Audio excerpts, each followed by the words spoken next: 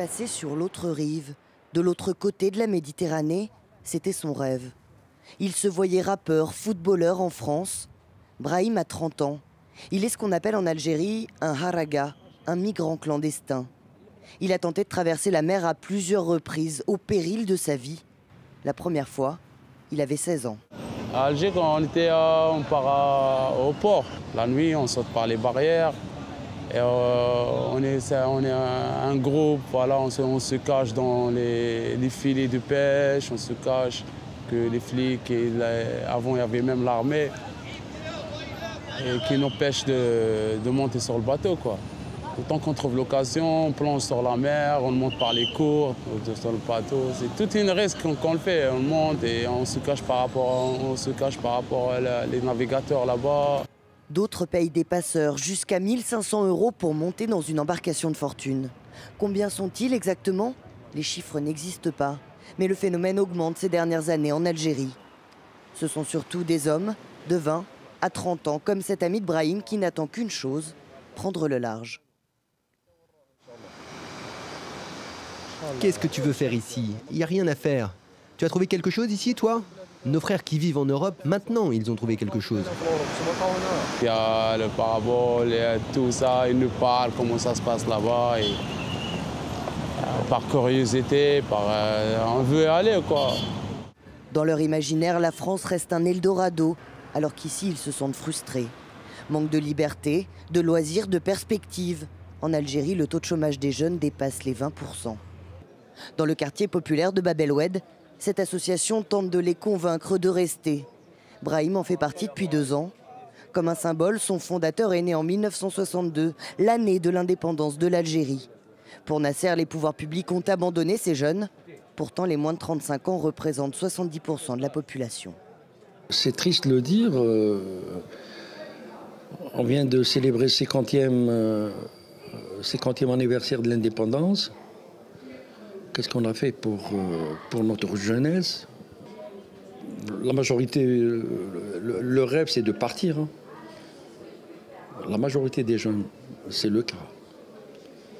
C'est une bombe à retardement. Ne pas s'occuper des jeunes, on va la voir dans le baba de ces jours. Pour partir, la grande majorité privilégie la voie légale et tente d'obtenir un visa pour étudier en France. À Alger, les demandes se font à l'Institut français. Ici, la plupart des étudiants qui lancent une procédure sont kabyles. Ils parlent déjà bien la langue et ont de la famille en France. C'est le cas d'Hakim. Il a 23 ans et veut devenir ingénieur du son. Il a déjà été accepté dans une école française, a même payé l'inscription. La rentrée est en février. Il ne lui manque plus que le visa.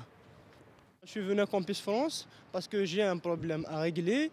Donc, je fais une inscription dans une école d'audiovisuel à Paris. C'est SAE, c'est la plus grande école des métiers audiovisuels.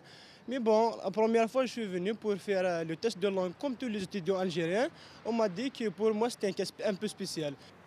Mais il a été mal renseigné. Le test de langue est indispensable. Pour les Algériens, cette procédure est très compliquée. Un parcours du combattant. Pour Hakim, il est trop tard. Son projet tombe à l'eau. Il gaspille beaucoup de temps. Et plus de 2000 € aussi.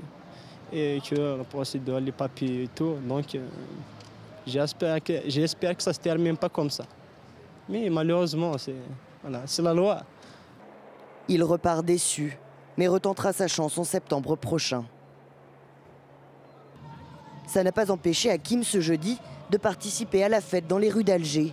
Avec plusieurs milliers de personnes, il est venu accueillir le président français.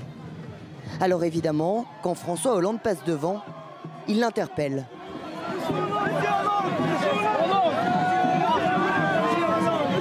Il lui demande plus de visa.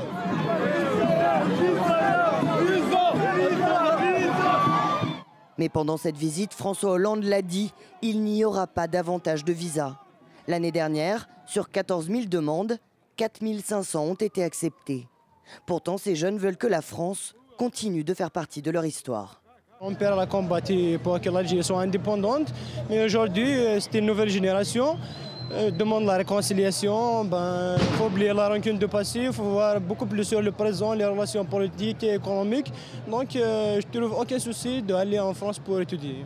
Pour moi, ce n'est pas contradictoire, c'est normal. Il faut la paix, il faut la réconciliation. Parce qu'entre la France et l'Algérie, on est des pays voisins, amis, proches. Ils ont 20 ans et veulent à tout prix quitter leur pays. À leur âge, Abdelmajid, lui, se battait pour reconquérir l'Algérie. Voilà. J'ai quelques photos là, quand j'étais au maquis. J'avais 19 ans, en 1956. Cet ancien combattant reconnaît que sa génération a une part de responsabilité. 50 ans après l'indépendance, elle est toujours au pouvoir et n'a pas laissé la place aux jeunes. Mais il aimerait que ces jeunes prennent exemple sur eux, les pères de l'Algérie libre. Moi, je dis toujours, pour que les choses changent, c'est à la jeunesse d'aujourd'hui de prendre ses responsabilités. Nous avons pris nos responsabilités à l'époque.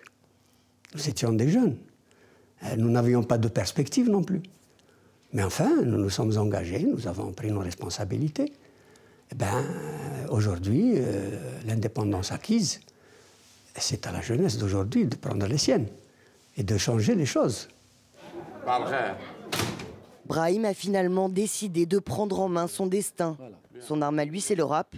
Et c'est dans son pays qu'il veut réaliser ses rêves. 4-5 spectacles. Voilà, c'est l'Algérie que j'aime. Voilà, on a des projets, voilà. Ses chansons se nourrissent de son passé. Avec ces mots, il veut dissuader les jeunes de devenir, comme lui, un haraga. حبيت نعيش في أرضك نشم هواك نشرب من ماك جامي ننساك نعيش نكبر في خيرك في حمايتك وحضنك وكيلو ربي لي غدرك ولا يحبين نكرك جزائر عمري نفنيها في ترابك جزائر عمري نفنيها في ترابك